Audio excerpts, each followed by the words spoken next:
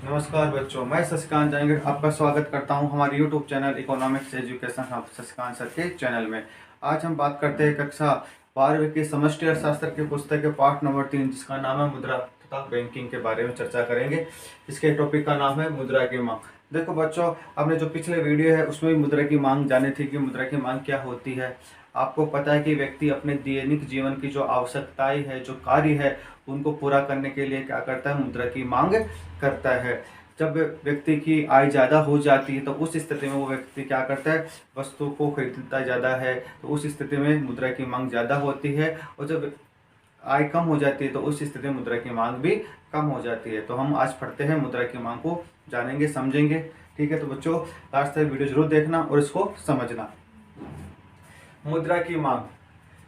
मुद्रा सभी प्रकार की संपत्तियों में सबसे तरल संपत्ति है। ध्यान देना बच्चों कि जो मुद्रा है ना, सभी प्रकार की संपत्तियों में सबसे तरल संपत्ति है। मतलब जो मुद्रा है, अन्य संपत्तियां भी होती है जैसे गोल्ड है या किसी के पास प्लॉट है तो संपत्ति, परंतु जो नगद मुद्रा होती है वो क्या होती है, सबसे तरल संपत्ति होती है, जिसका दूसरी वस्तु के रूप में आसानी से विनिमय किया जा सकता है। यानी मुद्रा के माध्यम से क्या है, आप किसी दूसरी वस्तु का आराम से विनिमय कर सकते हो, जो कि उसे नगद के रूप में ना रखकर बैंक में जमा या बैंक में जमा करने पर प्राप्त होने वाला ब्याज है। तो ध्यान देना बच्चों कि उसे नगद रूप में ना रख कर बैंक में जमा करने पर ब्याज प्राप्त होने वाला, जमा करने पर प्राप्त होने वाला ब्याज है। यानी व्यक्ति क्या करता है, यदि नगद मुद्रा होती है या मुद्रा की मांग या तो अपने पास नगद के रूप में रखता है, फिर नहीं तो फिर क्या करता है, उसको बैंक में जमा कर देता है। बैंक में जमा करने पर उसको क्या है, ब्याज प्राप्त होता है। एक निश्चित समय पर कितनी मुद्रा का धारण किया जाए, इसका निर्धारण करते समय तरलता से लाभ, ब्याज के त्याग की हानि के संबंध में विचार करना होगा। यानी किसी समय कितनी मुद्रा धारण करनी है, इसका निर्धारण करते समय तरलता से होने वाला लाभ और ब्याज के त्याग से होने वाली हानि के संबंध में विचार करना होगा। अतः मुद्रा शेष की मांग प्राय तरलता अधिमान कहलाता है। तो ध्यान देना बच्चों, तरलता अधिमान क्या है, मुद्रा शेष की मांग, तो क्या कहते हैं, तरलता अधिमान कहलाता है। लोगों में मुद्रा कोष रखने की इच्छा के मुख्यतः दो उद्देश्य होते हैं। यानी लोग क्या करते हैं, जो मुद्रा होती है उसको रखने के दो उद्देश्य होते हैं। पहला तो है समव्यवहार प्रयोजन और दूसरा है सट्टा उद्देश्य प्रयोजन। तो हम इस वीडियो में सव्यवहार प्रयोजन और सट्टा उद्देश्य प्रयोजन के बारे में जानेंगे कि क्या होता है सव्यवहार प्रयोजन और सट्टा उद्देश्य क्या होता है। तो सबसे पहले बात करते हैं हम सव्यवहार प्रयोजन। मुद्रा धारण करने का मुख्य प्रयोजन सव्यवहार जारी रखना होता है। यानी मुद्रा धारण करने का मुख्य प्रयोजन या उद्देश्य क्या होता है, सव्यवहार को जारी करना होता है। यानी लेन देन के लिए मुद्रा की मांग रखना जरूरी होता है। लोग अलग अलग समय पर आय प्राप्त करते हैं, किंतु उनका व्यय पूरे समय अंतराल में निरंतर होता रहता है। ध्यान देना बच्चों कि जो लोग होते हैं वो अलग अलग समय पर क्या करते हैं, आय प्राप्त करते हैं, किंतु उनका व्यय पूरे समय अंतराल में निरंतर होता रहता है। जैसे मान लो कोई व्यक्ति है, हर महीने से सैलरी प्राप्त करता है, तो उसको क्या है, 1 तारीख से लेकर 5 तारीख के बीच में क्या सैलरी प्राप्त हो जाती है। तो वो क्या करता है, पूरे महीने भर यानी 30 तारीख तक या 31 तारीख तक क्या करता है, उस सैलरी से अपना खर्चा चलाते रहता है। अब हम एक उदाहरण लेते हैं कि माना कि प्रत्येक माह की पहली तारीख को 100 रुपए की आय प्राप्त होने पर इसका माह पूरे शेष दिनों में व्यय होता रहता है। यानी एक व्यक्ति है, उसको 100 रुपए पहली तारीख को प्राप्त हो जाते हैं, तो वो क्या करता है, पूरे महीने भर शेष दिनों में क्या है, उसका व्यय होता रहता है। तो इस प्रकार माह के आरंभ यानी 1 तारीख को उसको सैलरी मिली और माह के अंत में केस कितना होगा, उसने 1 तारीख को सैलरी मिली तो उसके पास क्या पूरा का पूरा 100 रुपये उसके पास रहेगा, और फिर लास्ट दिन में क्या होगा, वो पूरा का पूरा खर्च कर देता है। तो उस स्थिति में उसके पास केस क्या रहता है, शून्य रहता है।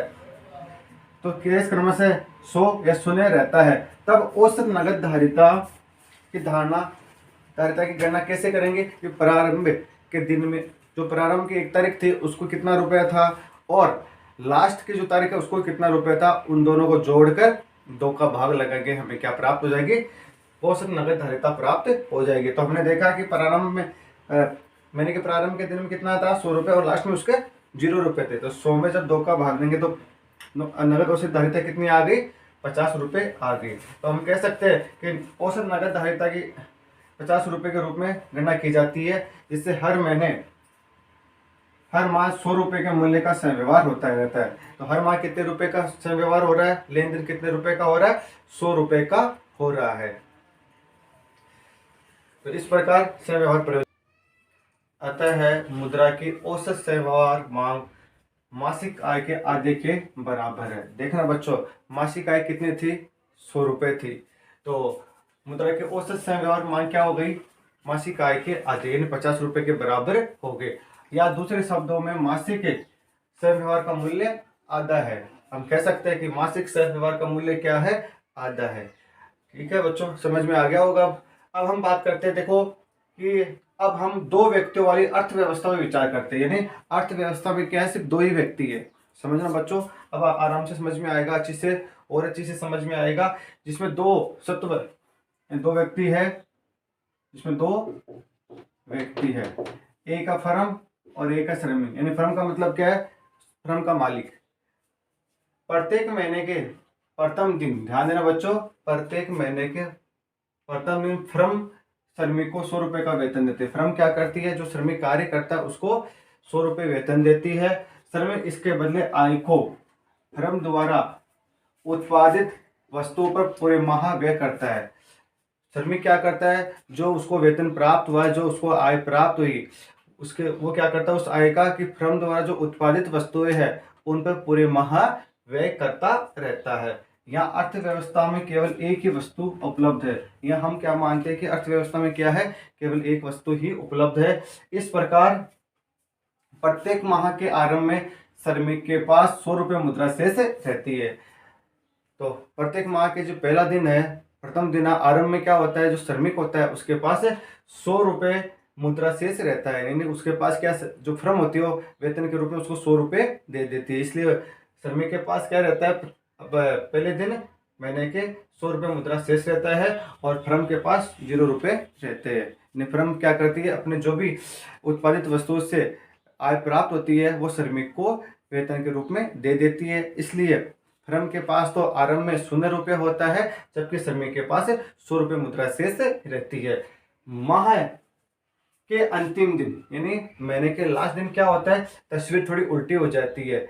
उल्टी का मतलब क्या है कि जो श्रमिक है वो क्या करता है, अपनी जो आय प्राप्त हुई, जो वेतन प्राप्त हुआ, उसको पूरा का पूरा क्या करता है, वस्तुओं पर खर्च कर देता है, जो उत्पादित वस्तु है उन पर। तो इस प्रकार क्या होता है, श्रमिक के पास तो 0 रुपये रहते हैं और जबकि जो फर्म है उसके पास 100 रुपये हो जाते हैं। तो हम देखते हैं फर्म के पास 100 रुपये होता है और श्रमिक अपने वस्तु बेचने से प्राप्त होता है। यानी श्रमिक क्या करता है, अपना पूरा का पूरा पैसा खर्च कर देता है। इसलिए क्या होता है, फर्म के महीने के अंतिम दिन क्या होता है, जो फर्म होती है उसके पास 100 रुपये आ जाते हैं। फर्म और श्रमिक ध्यान देना, फर्म और श्रमिक औसत कुल धारिता 50 रुपये के बराबर हो गई। यानी फर्म की और श्रमिक की जो औसत कुल धारिता है वो 50 रुपये के बराबर होगी। क्योंकि हमने जब नगद औसत धारिता निकाली थी तो हम क्या करते हैं कि महीने के पहले दिन और महीने के लास्ट दिन दोनों को जोड़ते हैं और फिर 2 का भाग लगा देते हैं, तो 50 रुपये के बराबर होती है। इस प्रकार अर्थव्यवस्था में सहव्यवहार के लिए मुद्रा की मांग 100 रुपये के बराबर होगी। यानी क्या होगी, इस प्रकार अर्थव्यवस्था में सहव्यवहार के लिए मुद्रा की मांग क्या होगी, 100 रुपये के बराबर होगी। 100 रुपये के बराबर कैसे होगी, 50 रुपये श्रमिक की औसत नगद धारिता और 50 रुपये फर्म की नगद औसत धारिता, यानी 100 रुपये मुद्रा की मांग होगी। इस अर्थव्यवस्था मासिक व्यवहार का कुल परिणाम 200 रुपये के बराबर होगा। यानी जो मासिक व्यवहार का कुल परिणाम है वो 200 रुपये के बराबर होगा, क्योंकि 100 रुपये श्रमिक के और 100 रुपये फर्म के। इस प्रकार क्या होगा, कुल परिणाम 200 रुपये के बराबर होगा। किसी ध्यान देना, किसी इकाई अवधि में, ध्यान देना, किसी किसी इकाई अवधि में इस अर्थव्यवस्था में सहव्यवहार के लिए मुद्रा की मांग सहव्यवहार की कुल मात्रा का अंश मात्र ही होती है। यानी जो अर्थव्यवस्था में सहव्यवहार के लिए मुद्रा की मांग क्या होगी? सहव्यवहार की कुल मात्रा का अंश मात्र ही होगी। अतः सामान्य अर्थों में मुद्रा की सहव्यवहार क्या होती है? सहव्यवहार एमडीटी को निम्नलिखित रूप में समझा जाएगा। यानी मुद्रा की मांग, सहव्यवहार के लिए मुद्रा की मांग, यानी एमडीटी किसको दर्शाता है?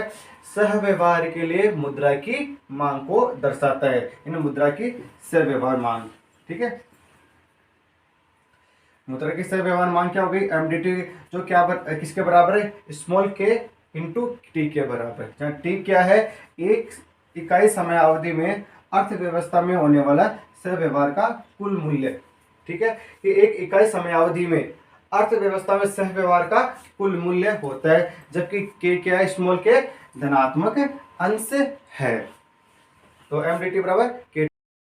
यहाँ 200 रुपये प्रतिमाह सहव्यवहार के लिए अर्थव्यवस्था में 100 रुपये मूल्य के मुद्रा शेष का प्रयोग होगा। ध्यान देना बच्चों, यहाँ 200 रुपये, ध्यान देना बच्चों, यहाँ 200 रुपये प्रतिमाह सहव्यवहार के लिए, यानी 100 रुपये श्रमिक के, 100 रुपये फर्म के, तो 200 रुपये प्रतिमाह सहव्यवहार के लिए अर्थव्यवस्था में 100 रुपये के मूल्य का मुद्रा शेष का प्रयोग होता है, क्योंकि महीने में 2 बार प्रत्येक रुपये का स्थानांतरण होता है। यानी महीने में क्या होता है? 2 बार 100 रुपये के मूल्य का स्थानांतरण होता है, महीने के आरंभ में और महीने के अंत में।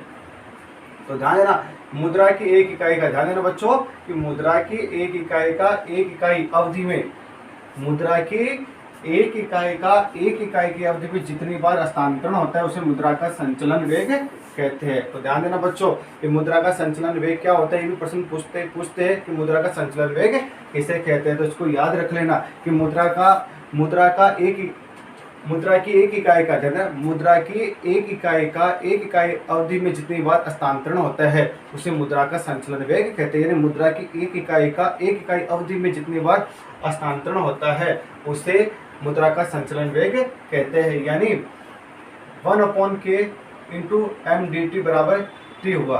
देखो, हमने अभी मुद्रा की मांग पढ़ी थी। मुद्रा की मांग क्या पढ़ी थी? कि एमडीटी बराबर क्या था? स्मॉल के बराबर टी पढ़ा था ना। अब यहाँ पे देखो, ये जो धनात्मक अंश है वो बाई तरफ चला जाएगा, तो ये गुणा में है तो वो भाग में हो जाएगा। तो 1/k एमडीटी बराबर टी हो गया। ठीक है, या आप इसको ऐसे भी लिख सकते हो कि v डॉट एमडीटी बराबर टी, जहां v बराबर क्या है? देखना, जहां v बराबर है 1/k, क्योंकि हमने 1/k को क्या मान लिया है? v मान लिया है। तो संचलन वेग है, तो v क्या बता रहा है?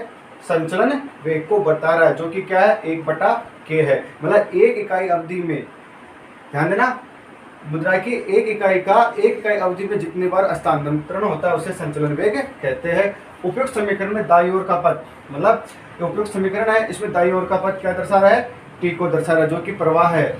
जबकि मुद्रा की मांग क्या है? एमडीटी एक स्टॉक परिकल्पना है। एमडीटी तो क्या है? मुद्रा की सहव्यवहार मांग एक स्टॉक परिकल्पना है, किंतु मुद्रा का वेग v समय का आयाम होता है। यानी एक इकाई अवधि में मुद्रा की एक इकाई अवधि में जितनी बार हस्तांतरण होता है वो मुद्रा का संचलन वेग होता है। तो यहाँ मुद्रा का वेग क्या है?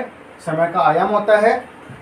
अतः बाईं ओर VMDT मुद्रा के सहव्यवहार के लिए कुल मूल्य का मूल्यांकन करता है, जो कि एक समय अवधि में स्टॉक होता है। यह प्रवाह परिवर्त होता है और दाईं ओर के परिवर्त के बराबर होता है।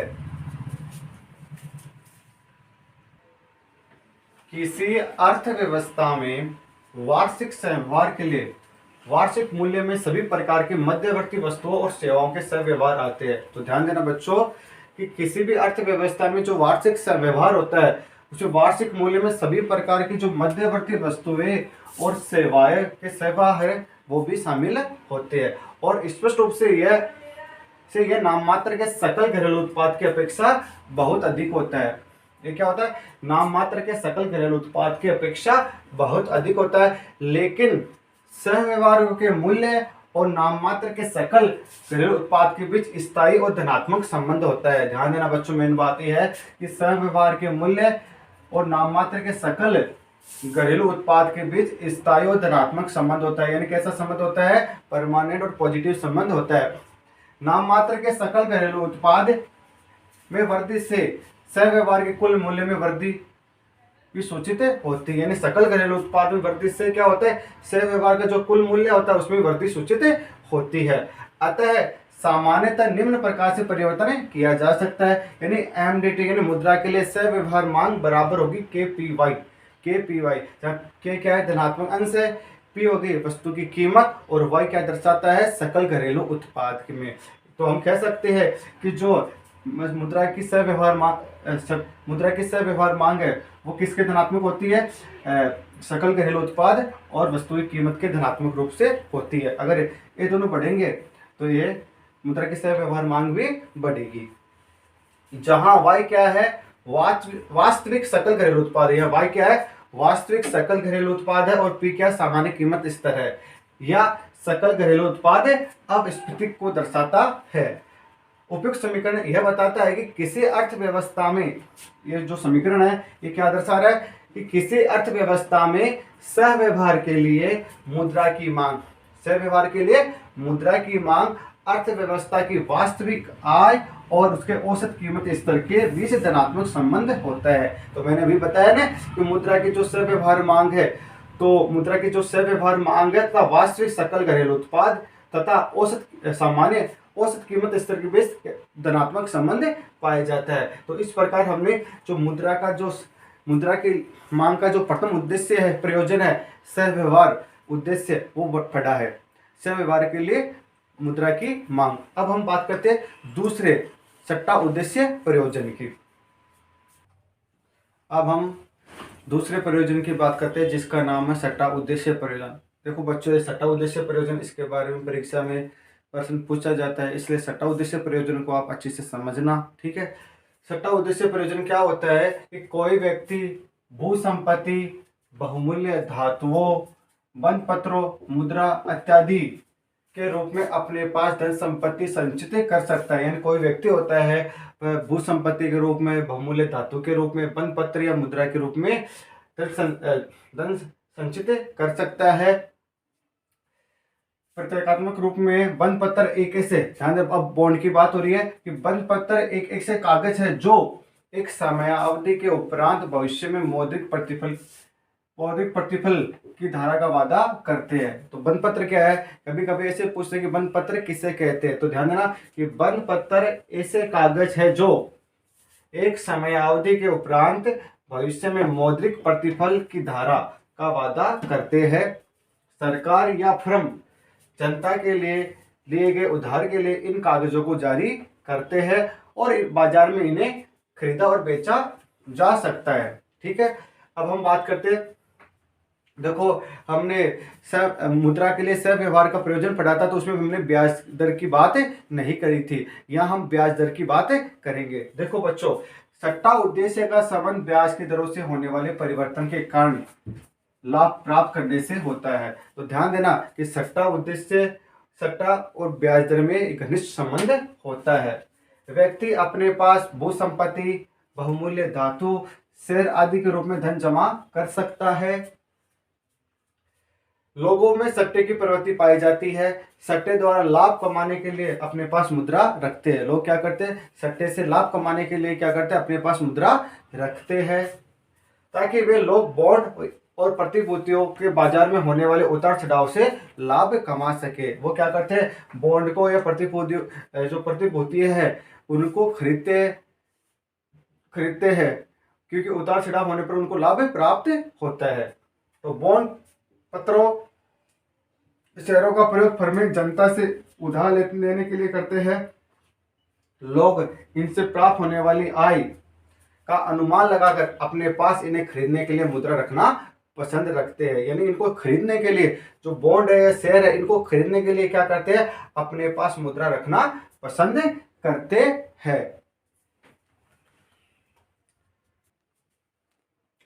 मुद्रा की मांग बॉन्ड या प्रतिभूतियों की ब्याज दरों में विपरीत संबंध होता है। ध्यान देना बच्चों कि मुद्रा की जब हम मांग करते हैं ना, तो बॉन्ड और प्रतिभूतियों की जो ब्याज दरें होती है उसमें विपरीत संबंध होता है। अर्थात जब भविष्य में ब्याज दरें बढ़ने का अनुमान होता है, यानी भविष्य में क्या है, ब्याज दरें बढ़ने वाली है, तो लोग अपने पास मुद्रा रखना अधिक पसंद करेंगे। लोग क्या करते हैं, अपने पास मुद्रा रखना अधिक पसंद करेंगे। उनको क्यों? उनको पता है कि भविष्य में क्या है, ब्याज दरें बढ़ने वाली है, इसलिए लोग अपने पास मुद्रा रखना अधिक पसंद करेंगे, जिससे भविष्य में वे लाभ प्राप्त कर सके। अर्थात ब्याज दरें बढ़ने पर वे फर्मों को उधार दे सकेंगे और आय प्राप्त कर सकेंगे। इनको पता है कि ब्याज दरें बढ़ने वाली है, तो फर्में क्या करेंगे, उनसे पैसे उधार लेगी, तो वो पैसे उधार देंगे तो उनको क्या है, ज्यादा ब्याज मिलेगा, और ज्यादा ब्याज मिलने पर उसको लाभ ज्यादा प्राप्त होगा। इसलिए क्या करते हैं, जब भविष्य में ब्याज दरें बढ़ने का अनुमान होता है ना, तो लोग क्या करते हैं, अपने पास मुद्रा रखना पसंद करते हैं। और इसके विपरीत स्थिति में लोग अपने पास कम मुद्रा रखते हैं। मतलब जब भविष्य में ब्याज दर नहीं बढ़ने वाली होती ना, तो उस स्थिति में क्या करते हैं लोग, मतलब लोग अपने पास कम मुद्रा रखते हैं। अतः निष्कर्ष रूप से हम ये कह सकते हैं कि सट्टा के उद्देश्य के लिए मुद्रा की मांग और ब्याज दर में विपरीत संबंध होता है। तो ध्यान देना बच्चों, जब सट्टा उद्देश्य प्रयोजन की हम बात करते हैं, तो उस स्थिति में मुद्रा की जो मांग और ब्याज दर में विपरीत संबंध होता है। अर्थात सट्टे के उद्देश्य से मुद्रा कम ब्याज दर पर अधिक मांगी जाती है। ध्यान देना बच्चों, सट्टे के उद्देश्य से मुद्रा कम ब्याज दर पर अधिक मांगी जाती है, और अधिक ब्याज दर पर मुद्रा की मांग कम की जाती है। यानी ब्याज दर अधिक होगी तो उस स्थिति में क्या होगी, मुद्रा की मांग कम होगी, और ब्याज दर कम है तो उस स्थिति में मुद्रा की मांग ज्यादा होगी। कभी कभी ये प्रश्न पूछा जाता है कि सट्टा उद्देश्य प्रयोजन में मुद्रा की मांग और ब्याज दर में कैसा संबंध पाया जाता है। तो आप बता सकते हो कि सट्टा उद्देश्य प्रयोजन में मुद्रा की मांग और ब्याज दर में विपरीत संबंध पाया जाता है। तो हम इसको इस समीकरण से लिख सकते हैं कि MDS बराबर फलन R। MDS क्या है, सट्टा उद्देश्य के लिए मुद्रा की मांग, जो कि किस पर निर्भर है, ब्याज दर। R क्या है, यहाँ पे ब्याज की दर है, ये R है, यहाँ पे R ब्याज की दर है। तो अर्थात सट्टा उद्देश्य के लिए मुद्रा की मांग MDS ब्याज दर पर निर्भर करती है। यानी MDS बराबर क्या है, फलन R, जो कि क्या दर्शाता है, सट्टा उद्देश्य के लिए मुद्रा की मांग ब्याज दर पर निर्भर करती है। या MDS बराबर R मैक्सिमम, मतलब ब्याज की दर अधिक है माइनस ब्याज की दर बटा R माइनस R मिनिमम। तो जहाँ आर मैक्सिमम क्या दर्शाता है, ब्याज की उच्चतम दर को दर्शाता है, जबकि आर मिनिमम क्या है, ब्याज की न्यूनतम दर को दर्शाता है। जब ब्याज दर बहुत नीचे हो जाती है तो लोग मुद्रा उधार देने के बजाय अपने पास ही रखना पसंद करते हैं। तो इस स्थिति को किंग्स ने तरलता जाल कहा है। तो ध्यान देना बच्चों, जब ब्याज दर बहुत डाउन हो जाती है, एक निम्न स्तर आ जाता है, तो उस स्थिति में क्या होता है, लोग उधार देना पसंद नहीं करते। लोग क्या करते हैं, अपने पास ही मुद्रा को रखना पसंद करते हैं। तो इस स्थिति को क्या कहते हैं, किंग्स ने तरलता जाल कहा है। यानी जब ब्याज की दर एकदम नीचे निम्न स्तर पे हो जाती है, तो उस स्थिति में क्या होता है, लोग उधार नहीं देते, लोग अपने पास ही मुद्रा रखना पसंद करते हैं। तो इसे तरलता जाल कहा जाता है। तो मैं एक रेखा चित्र से समझ के देखना बच्चों, ये रेखा चित्र इंपॉर्टेंट है कि देखो, ये मैंने रेखा चित्र बनाया है, ओ अक्ष पर है मुद्रा की मांग, नहीं MDS, ठीक है, और यहाँ पे है ब्याज दर, OY पे है ब्याज दर। तो ध्यान देना बच्चों, यहाँ पे है इस स्तर है R मैक्सिमम, यानी ब्याज की अधिकतम सीमा, और इस स्तर है R मिनिमम। तो ध्यान देना बच्चों, ये जो पॉइंट है वो R मैक्सिमम को दर्शा रहा है, और ये नीचे वाला पॉइंट R मिनिमम को दर्शा रहा है। तो जैसे जैसे ब्याज दर बढ़ती है घटती है, तो उस स्थिति में क्या होता है कि जो मुद्रा की मांग है वो क्या बढ़ने लग जाती है। हमने अभी पढ़ा है कि मुद्रा की मांग और ब्याज दर में विपरीत संबंध पाया जाता है। यानी सट्टा उद्देश्य के लिए, यहाँ पे MDS लिखा ना मैंने, ये क्या दर्शाता है, सट्टा उद्देश्य के लिए मुद्रा की मांग। तो मैंने बताया कि सट्टा उद्देश्य के लिए मुद्रा की मांग और ब्याज दर में विपरीत संबंध पाया जाता है। यानी जब ब्याज दर धीरे धीरे घटती है, तो उस स्थिति में मुद्रा की मांग क्या हो जाती है, बढ़ने लग जाती है। जब ब्याज दर एकदम मिनिमम स्तर पर आ जाती है, ये मिनिमम स्तर है ना। तो मिनिमम स्तर पर आने के बाद में क्या होती है, ब्याज दर में कमी नहीं होती, परंतु मुद्रा की मांग क्या रहती है, बढ़ती रहती है। तो इस स्थिति को क्या कहते हैं कि इसने तरलता जाल कहा है, यानी यहां से लेकर यहां तक जो स्थिति है इसको तरलता जाल की स्थिति कहते हैं। यानी ए पॉइंट से लेकर बी पॉइंट, यानी इस पॉइंट से इस पॉइंट तक तरलता जाल की स्थिति है। तो ये सट्टा उद्देश्य के लिए आपको समझ में आ गया होगा कि सट्टा उद्देश्य के लिए मुद्रा की मांग किस प्रकार ज्ञात की जाती है। तो सट्टा उद्देश्य के लिए जो मुद्रा की मांग होती है और ब्याज दर में विपरीत संबंध पाया जाता है, उस आधार पर क्या होती है, सट्टा के उद्देश्य की मांग होती है। तो ये मैंने रेखा चित्र आपको बना के बता दिया कि जब ब्याज दर अधिकतम होती है तो उस स्थिति में मुद्रा की मांग कम होती है, जब ब्याज दर धीरे धीरे कम हो जाती है तो उस स्थिति में मुद्रा की मांग बढ़ने लग जाती है। तो इस प्रकार सट्टा उद्देश्य के लिए मुद्रा की मांग और सह व्यवहार के लिए मुद्रा की मांग क्या होती है, मैंने आपको समझा दी है अच्छी से। ठीक है, अब हम बात करते हैं कि अर्थव्यवस्था में, ध्यान देना बच्चों, अतः अर्थव्यवस्था में मुद्रा की कुल मांग क्या होगी, मुद्रा की कुल मांग होगी सट्टा उद्देश्य के लिए मुद्रा की मांग और सह व्यवहार के लिए मुद्रा की मांग का योग, यानी एमडी क्या है, मुद्रा की कुल मांग, और एमडीटी क्या है, सह व्यवहार के लिए मुद्रा की मांग, और एमडीएस क्या है, सह व्यवहार के लिए सट्टा उद्देश्य की मांग। तो एमडीटी है सह व्यवहार के लिए मुद्रा की मांग, जबकि एमडीएस क्या है, सट्टा उद्देश्य के लिए मुद्रा की मांग। तो देखो हमने जब सह व्यवहार वाला पढ़ा था तो उस समय एमडीटी क्या थी, केपीवाई, ठीक है, और एमडीएस क्या है, आर मैक्सिमम माइनस आर बटा आर माइनस आर मिनिमम, यानी दोनों का योग क्या होगी, मुद्रा की मांग होगी। तो इस प्रकार बच्चों आपको जो मुद्रा की मांग वाला जो टॉपिक है ये मैंने आपको अच्छे से समझा दी है, इसको उतार लेना और इसको समझना।